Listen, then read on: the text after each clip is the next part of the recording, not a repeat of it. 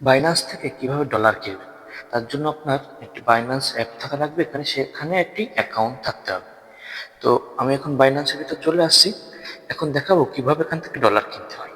আপনি এখানে দেখতে পাচ্ছেন অ্যাড ফান্ড নামে একটি অপশান রয়েছে। আপনি অ্যাড ফান্ডে চলে যাবেন। এখানে যাওয়ার পরে পি টু পি ট্রেডিং, আপনি পি টু পিতে চলে যাবেন।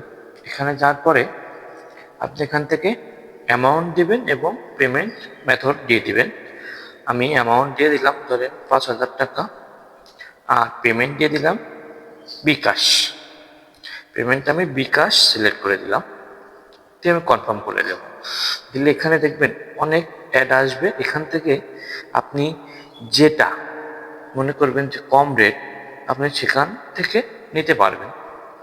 এখানে সব থেকে কম রেট কিন্তু আপনার 127 টাকা 29 পয়সা। তো এটা কেনার জন্য আপনি বাইতে ক্লিক করবেন। বাইতে ক্লিক করার পরে এখানে কিছু নিয়মকানুন আছে, এগুলো আপনি আগে পড়ে নেবেন, তার চাহিদাটা কি। এটা পড়ে নেওয়ার পরে যদি আপনি রাজি হন তাহলে অর্ডার প্লেস করে দিবেন।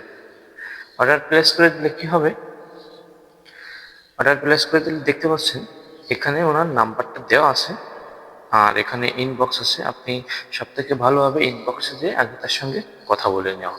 আমি ইনবক্সে চলে গেলাম। ইনবক্সে চলে যাওয়ার পরে উনি একটি লিখে দিয়েছে যে অনলি বিকাশ পার্সোনাল, শুধুমাত্র বিকাশ পার্সোনালি কিন্তু উনি টাকাটা নিতে পারবে। উনি কিন্তু ইনবক্সে নাম্বারটা দিয়ে দিছে।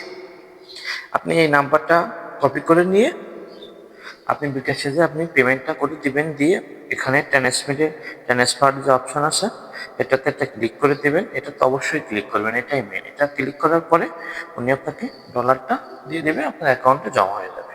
ধন্যবাদ।